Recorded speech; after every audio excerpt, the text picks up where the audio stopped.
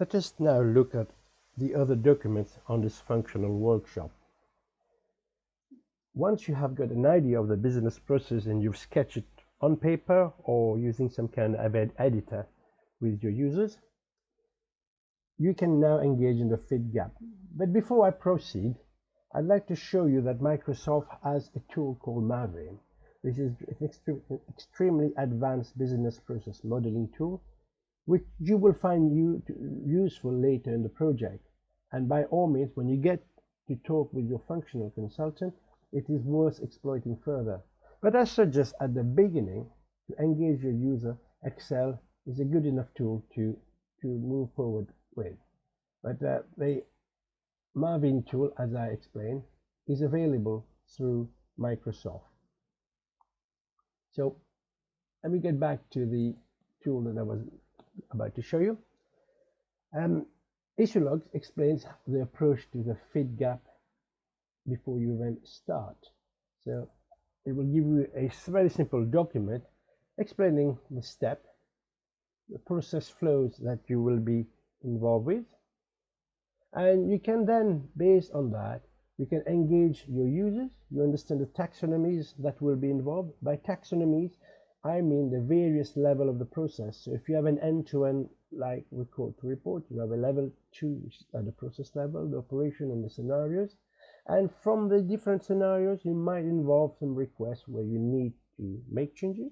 And this is where you can use DevOps to log the changes and manage it all the way to the end. And this document explains clearly how you move from standard processes into processes where you need to make changes, and it tells you the document that will be required, that you will get from your fit gap. And if you find any gap in your scenario, it will discuss how to handle it through. An example, when you come out of your workshop and you have queries, it suggests it will allow you to create a request to investigate. It doesn't create a change request right away. Once you've approved that, we normally have a functional design document to say what the functional change will be and what technical implication there will be, hence the technical design document.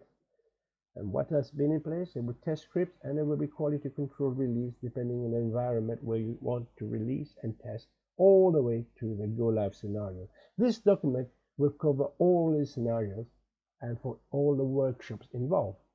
So I will go back to the Issulog again and to look at the other document. There are two more documents of which are related to DevOps.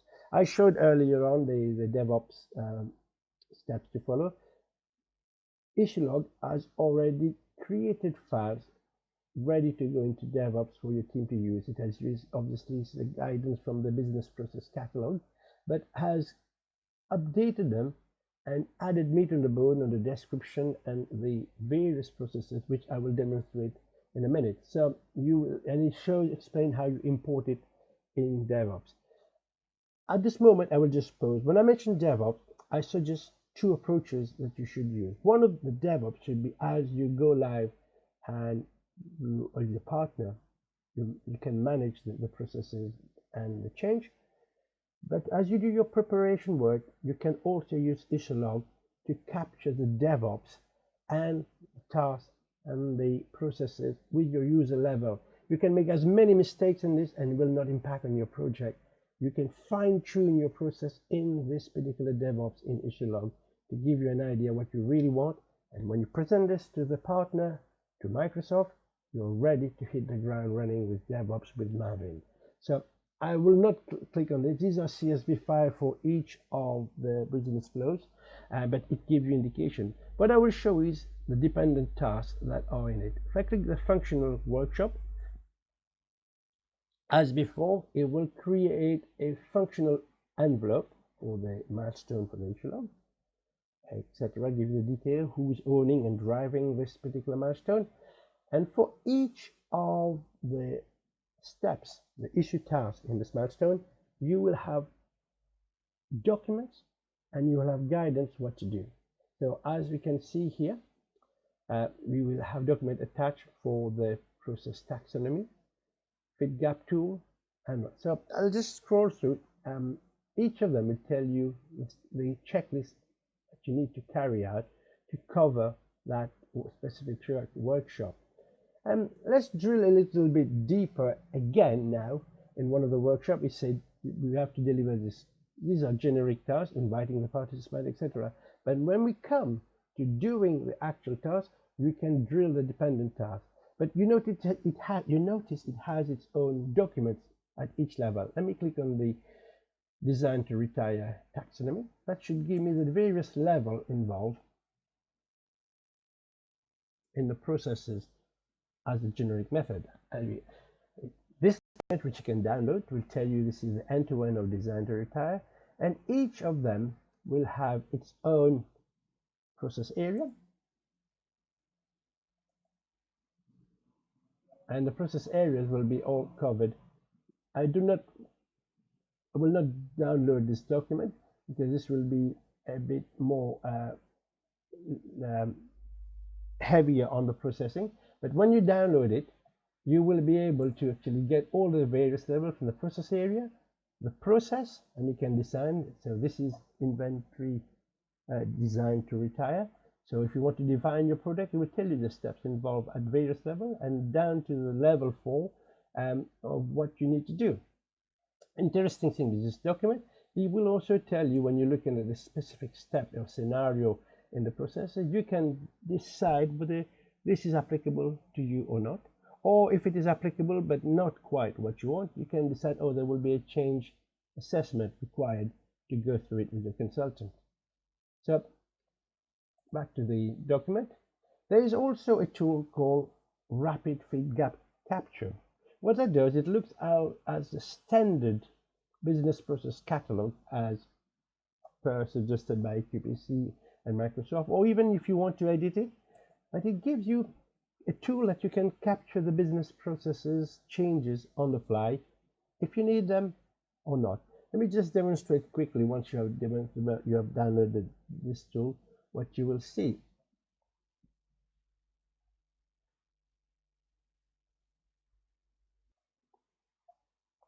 This is an example document, and I have been putting some information in it as I was going along. But as you notice, I could go pick a certain end-to-end that I want to do, and in this case I chose order to cash, and I will then have a list of the next process hierarchy level tasks that I can do. So manage sales order will be one, which is typical, and then it will go down to the next level from that specific 6520 and tell me various other processes I can do. Process customer return will be one of them, and then it will give me a template for some other work I can do down to the next level.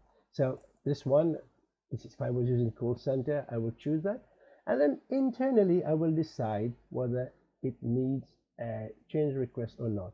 But I am posed with a problem at this level. What does this mean?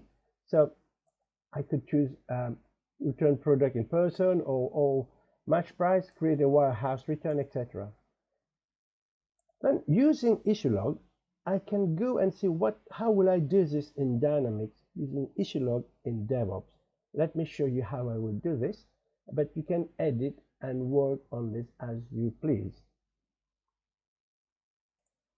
So if I go back to the workshop document, in the document there's also the link to DevOps that I've been using. So if I click this for the inventory, so design to retire process flow, it will give me the link to my internal DevOps that I would have set up, and I will filter all the tasks related to a specific one.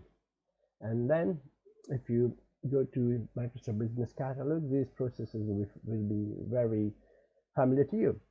But what Issulog has done, and will make life easier for whoever is looking at the information, is for each of those, it has actually proposed how to use Microsoft Dynamics 365 to perform a specific scenario. Let me take on one of them, define policies for cash rate, for example. If I just double click this, you will notice you don't just get a blank space.